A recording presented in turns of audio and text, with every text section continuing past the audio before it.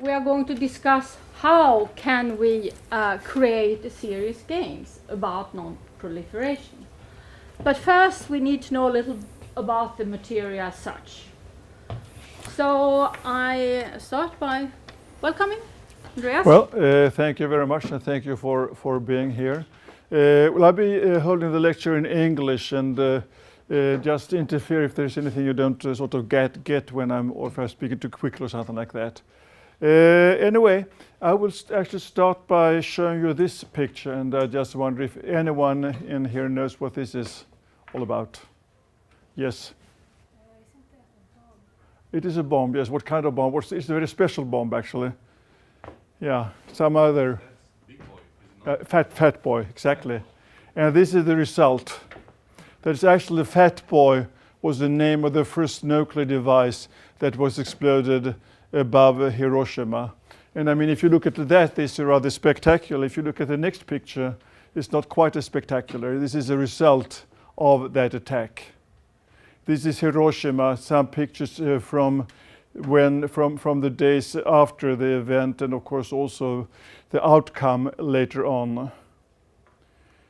This is another situation. This is not nuclear attack. This is a chemical attack. That is in Halabja, when Saddam Hussein wanted to show the Kurds that their support for Iraq, that their not total allegiance to him during the Iran war should be punished. That's actually the latest, hopefully the last time that chemical weapons were used in such a fashion. At this time, 4,000 to 5,000 people were killed. Another 10,000 approximately were hurt. And of course, I mean, the fallout lasted for several years afterwards when people were dying from the consequences. The Committee of Weapons of Mass Destruction, chaired by Hans Blix. This is sort of the starting point of that, and this is a very topical, and I will read it actually because it's sort of what I like to portray to you during my presentation. Even though I know you can read yourself, but anyway, nuclear, biological, and chemical weapons are designed to terrify as well as to destroy. They can indiscriminately kill thousands and thousands of people in a single attack. They're the most inhuman of all weapons and threaten the very existence of mankind. So this is what I will be talking about. I will first say something about the Swedish Agency for Non-Proliferation and Export Controls, who we are and how we are operating. After that, I will talk about the weapons of mass destruction. I will talk about one effort, one way of combating the proliferation export controls. Make the special case of Iran, continue with the proliferation threats as they're have been developing over the last few decades. And of course, finish up with what must be done to combat the future proliferation of nuclear weapons or weapons of mass destruction. First of all, my agency, the agency that I'm leading, we have different roles. I mean, we are actually are dealing with the defense material, control of the export of defense material, not to be confused with the new agency on exports. I mean, there's new agencies, you probably read about the newspapers, that are actually promoting exports of defense material. Our role is to control that these exports don't go to the wrong places. Second thing is dual-use products, dealing particularly then with goods that can be used for the production of weapons of mass destruction. We're also responsible for economic sanctions under UN resolutions, and we're also what is called the Swedish National Authority for the Chemical Weapons Convention. I will get back to these entities slightly later. But just as a reminder, I don't think everything came up in this picture actually, but whatever. I mean, you will get the general picture anyway. Something is missing from the picture actually, but whatever. This is sort of a repeat of policy courses that you perhaps have taken in school, whatever. I mean, how agencies are being run. Of course, I mean, it is the government that is generally responsible for for the results for the different agencies, for setting the policy goals, etc. And of course they are then decreeing by laws and ordinances and by appropriation, by the money we get, by appointing, for example, myself, and also, I mean, they can also comment on the results. For our agency, this works in a special way. Of course, Parliament and government sets the laws, make the ordinances, and then gives us an annual directive that also includes the funding for our efforts. But then, of course, I mean, after that, the government, the ministry is not allowed to directly interfere in the decisions that they're taking.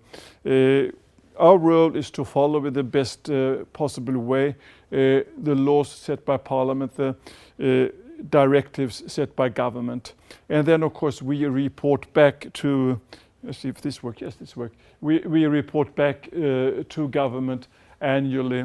And of course, I mean, then with this report, Parliament can react and see if we're doing the job properly or if we're not doing the job properly. In our case, we also have a special parliamentary committee, which is called the Export Control Council. And I will actually show you this one. This is actually a parliamentary committee that meets about 10 times a year. It's appointed by the cabinet, but in this committee or this council, you will see 3 Social Democrats, 3 members of the moderate party, and then 1 member of each of the other parties. And of course, right now we are very curious to know whether we will have 1 more member of this council. The Sweden Democrats will see, I mean, what happens with that. But what we do in this council, of course, I mean, we report the individual countries, we report all the statistics on export, but we also can discuss individual cases and get the advice of the parliamentarians on how we should deal with particular exports, if that is political sensitivities. We, ISP, we of course consider ourselves as the central agency as far as non-proliferation work is concerned in Sweden. But we cannot do that all by ourselves. So we actually established a special council, a council of cooperation with other key agencies like the security police, SÄPO in Swedish, the military intelligence, defense research agency, the FOI, and finally Swedish Customs. So we meet on a regular basis on a senior level, but also on a day-to-day basis to discuss matters of concern where we see possible proliferation efforts or where we see suspect activities, for that to be further investigated by the competent authorities. These agencies are actually forming this council of cooperation. But of course, with our work, we also work very closely with the Radiation Safety Authority, the SSM, and also the Financial Supervisory Authority, just as well as we work with the ministries and of course also with industry and banks. But in a way, this is sort of the national setup, which is very important. I think that it is also symptomatic for how these things work in Sweden. That is, the agencies normally are quite small. We have each part of the broader picture, but then of course we need to cooperate very closely. And in this case, we have the lead, and I'm then personally leading this council of cooperation with the then senior level people from the other agencies. Okay, I will say a few words about weapons of mass destruction and what they are. What happened? Oh, here we are. Yes. You distinguish between 3 types of weapons. I mean, you have the nuclear weapons, of course, that kill by effects of heat, blast, radiation, radioactive fallout. Biological and toxin weapons kill by using pathogens to attack cells and organs in human bodies, although they can also be used to target crops and livestock. And finally, chemical weapons that kill by attacking the nervous system and lungs or by interfering with body's ability to absorb. That I don't have to look in that way. I will move this a little bit further so I can sort of see what's on the screen here. It's easier. So you have these 3 different classes of weapons of mass destruction that you distinguish between. of course, I mean, all these things are being regulated because everyone is very much aware of the desirability to have these weapons put on the scrap heap. And of course, I mean, there's over the years, I mean, I started by showing the pictures from Hiroshima. Everyone knows the devastating effects of a major nuclear conflict. Some years ago, during the time of the Cold War, I mean, we talk about the total annihilation of the world as we know it. That risk seems to have drifted from the horizon, but the risk that nuclear weapons will be used in conflicts, international conflicts, is increasing, and I will get back to that. But anyway, this is a key, the Non-Proliferation Treaty. I mean, there are several other multilateral and bilateral agreements, but the key to these efforts is the Non-Proliferation Treaty. That actually then tries to prevent the further spread of nuclear weapons, promote cooperation, peaceful uses, and pursue nuclear disarmament. And today, 189 states are parties to this treaty. But unfortunately, then with the exceptions of countries like India, Israel, North Korea, and Pakistan. North Korea actually used to be part of it, but withdrew some years ago in order to allow them or allow themselves to develop their nuclear weapon. This is a map of the nuclear states. And of course, I mean, you all know very well, I mean, Russia, China, and of course, the United States, France, and Britain. You also have the risk, of course, I mean, everything is very much focused on Iran, which I will talk about a little bit later on. I will go to the next picture here, actually. This is more indicative. I mean, here you see the red states are the states with nuclear weapons. Rightfully also, North Korea should be red on this picture. But you also have a number of countries that have actually renounced the development of nuclear weapons. I mean, Sweden, for example, has the capacity to develop nuclear weapons. It is a capacity that we have maintained over the years. Some of you might know that there were actually plans for Sweden to include nuclear weapons in its arsenal back in the 1950s, which was abandoned at that time. But the capacity, the ability to build nuclear weapons is still there. And the reason why we still maintain this capacity is because of the importance of being part of non-proliferation work. But to be part of non-proliferation work, you need also to have a knowledge to know what this is all about. So we actually maintain this knowledge, but we have renounced our right, or whatever you'd like to say, to develop them. More recently, I should also point out Israel here as well, of course, with the nuclear weapons. Two countries over the last couple of decades have actually abandoned programs of nuclear weapons, and that is, one is Libya, to be allowed back into the international community, and the second one is South Africa, in connection with the end of the apartheid regime. Other countries more recently have also abandoned, I mean, depending on whether you know whether they had programs or not could be discussed, but they've also renounced. But anyway, the focus these days are on Iran and to some extent also on North Korea, because North Korea, of course, has the weapons, and Iran, of course, the discussion where I mean, the international community believes that the Iranian regime is developing nuclear weapons, but I mean they are not contending that in Iran at the moment. The Danish spot, of course, is India and Pakistan, but I will get back to that as well later on. Other class of weapons of mass destruction, biological and toxin weapons. That's actually a treaty that actually will be banning the acquisition and retention of an entire category of weapons of mass destruction. And there is actually a review conference coming up now next year. And what is in focus there is the universalization of this treaty. As you can see, only 163 states are parties, and some very notable exceptions are Israel, Egypt, and Syria. But also, there is also a matter of comfortable building measures and also having this treaty implemented. There's no proper good body for this implementation, actually.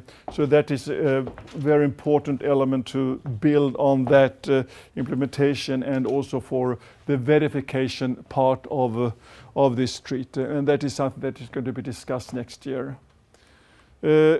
At the same time, this is probably the most successful treaty of its kind. I mean, the banning of chemical weapons. Here you got almost universality. I mean, there are still a few states that are outside of this treaty. But again, this is really a matter of banning all kinds of chemical weapons. The chemical weapons should never be used again, and that the possibility to develop these weapons should not be there either. And the difference between this treaty and the other one, the biological one, is that actually here you have the functions carried out by organization by the OPCW, which actually is a body or a international organization based in The Hague, which actually monitors development or all chemical industries that have the capacity to develop nuclear weapons, chemical weapons. And what they do is actually that they send out inspection teams to all industries which have that possibility, that capacity. So every year, I mean, there are some industries in Sweden that actually could have a capacity to build chemical weapons, but they send out inspection teams 2 or 3 times a year that actually do visit these industries and see that they're only doing the right thing, that they're only doing things that are not related to chemical weapons. And that is actually our role at ISP, to monitor these teams and to handle them, and to also monitor the chemical industries in Sweden in this fashion, in this role. I was talking earlier about export controls, and this is of course also a very important tool as far as non-proliferation work is concerned. And the basis for this work is actually a UN resolution from 2004, which actually imposes on binding obligations on all states to establish domestic controls to prevent the proliferation of nuclear, chemical weapons, of biological weapons and their means of delivery.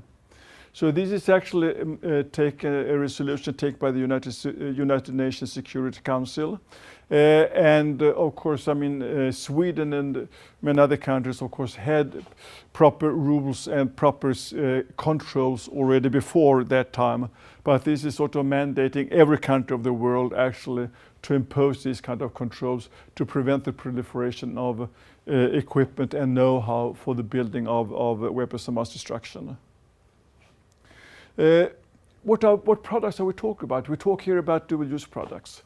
The products actually do have a dual capacity. I mean, they have been developed for the civilian market, but they can also then be used for the building of weapons of mass destruction. And what we're talking about are, got back one. What we're talking about is actually machine tools. It could be cryptology, infrared cameras, microorganisms, certain chemicals, programmable circuits, pumps, centrifuges, etc., etc. I mean, there are long lists of items that are sort of sensitive in the way that they should be treated as dual-use products. That they have a legitimate civilian use, but they can also be used for the production of weapons of mass destruction. And of course, I mean, as you see here, there are some countries of special concern in this case, and we name particularly Iran, Syria, North Korea, and Pakistan. Also here, there are a number of control regimes.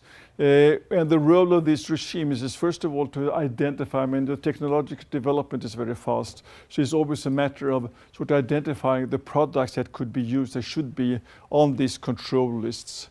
But then, of course, also to coordinate controls. I mean, it's not good enough that one country is controlling their goods. I mean, they should be. It needs to be on a universal basis. And the role of these regimes is then also to establish the best practices.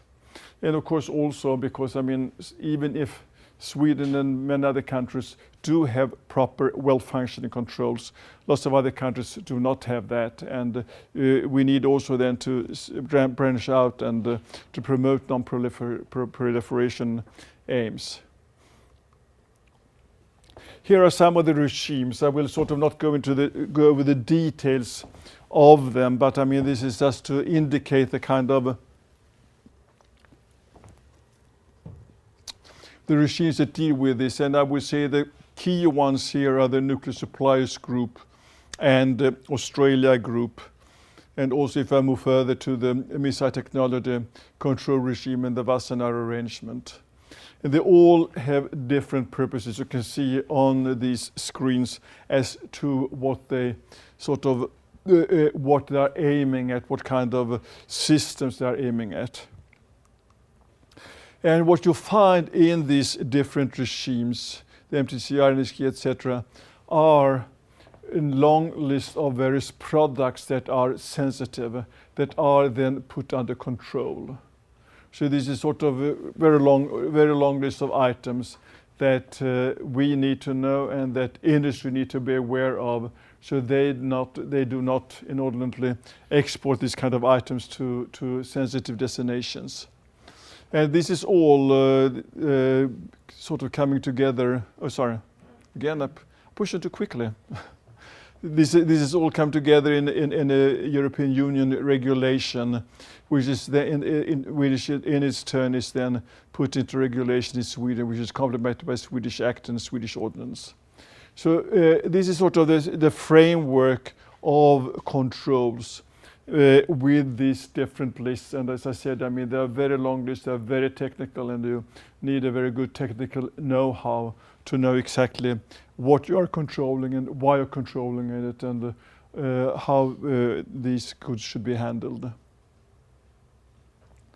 In this case, there is, as I mentioned, there is Swedish legislation, but that Swedish legislation is actually based in a European Union regulation, Council Regulation 428. And this actually tells us the free circulation through the European Union, but then also broker and transit under control, and also transmission by electronic media. So this is sort of, there's free circulation within the European Union. So not until a particular product should be shipped from the European Union to third country, per permit or an export license will be issued.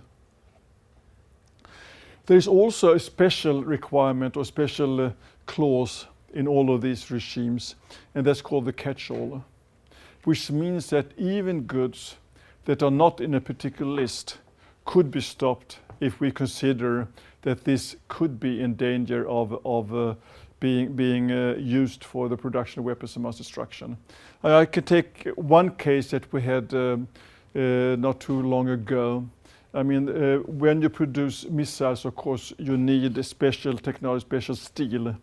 Okay, some special steels for precision are on the list, but if you cannot get this particular steel variety, I mean, perhaps we'll settle for something less, which is not on the list because you can get that. And of course, I mean, the precision of the missile will be lower, but it could still be used. It could still be a danger to to neighboring countries. And that is, of course, why then we actually used the catch-all clause to put this particular item under control to avoid the export of it from Sweden. So this is an opportunity where we have basically anything could be put under control.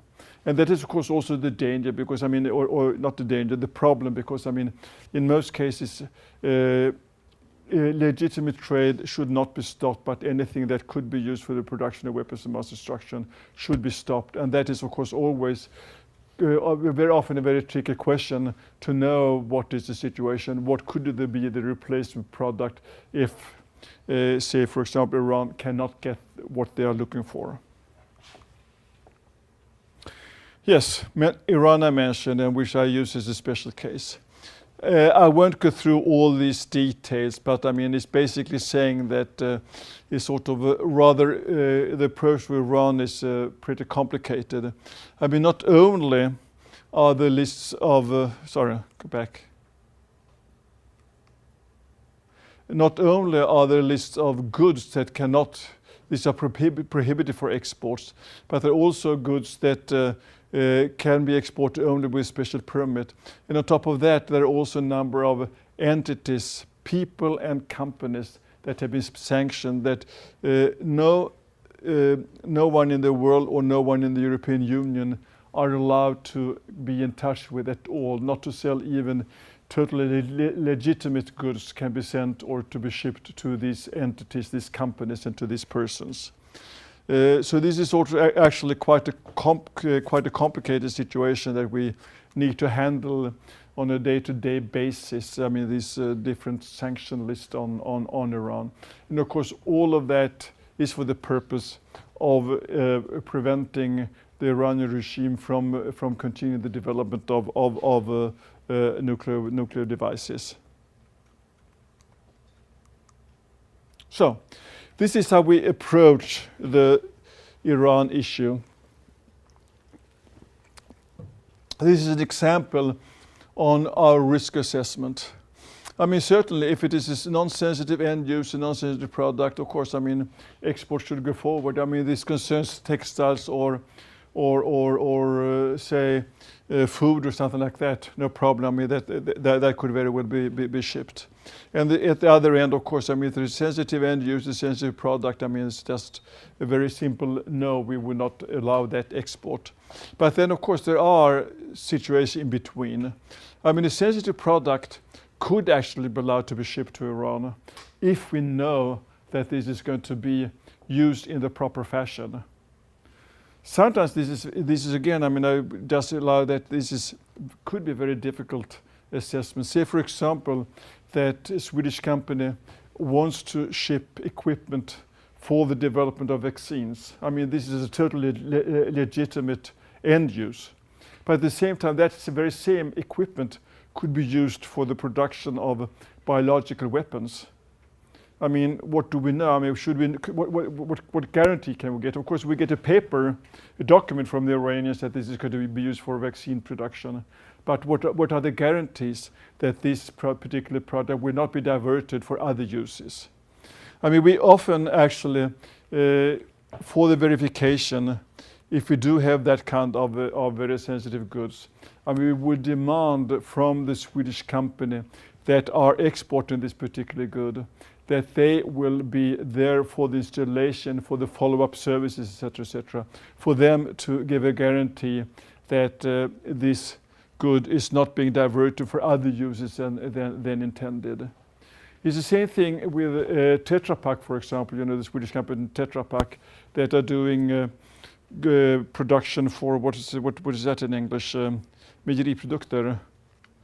Alimentation, food, well, for food products, let's say food products. And of course, I mean, dairy products, exactly, for dairy products, exactly. And of course, I mean, that kind of equipment is also something that, of course, I mean, a very legitimate uses, but then could also be diverted. But Tetra Pak, I mean, they are big in Iran, so they have people in place, they have regular service visits, etc. So they can actually then follow up on the deliveries to see that these deliveries actually are staying in the dairy plants and not being diverted elsewhere. But anyway, these discussions, these assessments are very difficult and very time-consuming, because I come back to it that legitimate export should come forward while we should stop non-legit exports. To make things even worse, or not worse, but more complicated for us and for the world, actually, the European Union Council in June took a decision where they actually will ban all exports of controlled dual-use items. But there is also, again, there could be exemption clauses for the kind of products that I was talking about, products that where we can have a guarantee that they actually will be put to legitimate use. They will also add targeted sanctions Iranian oil and gas sector, and they will also have additional I'm sorry, I push the wrong button all the time. They will also add financial restrictions. And this is something that is right now, the last two issues, targeted sanctions and additional finance restrictions, and is actually right now being debated in Brussels, the exact content of this list and the exact rulings. And we, of course, I mean, as we will be handling not the oil and gas sector, that's another agency will be handling that, but the finance restrictions and the dual use items, I mean, something that we will be responsible for, so we will have quite a bit of added work or added responsibilities included in our agenda as soon as the decisions are now taken in, or the implementation is decided upon in Brussels. We expect that to happen within the next couple of weeks, actually. And they will know what we need to be doing, to the extent we will need to hire more people, etc. But anyway, this is something we are focusing on quite extensively right now.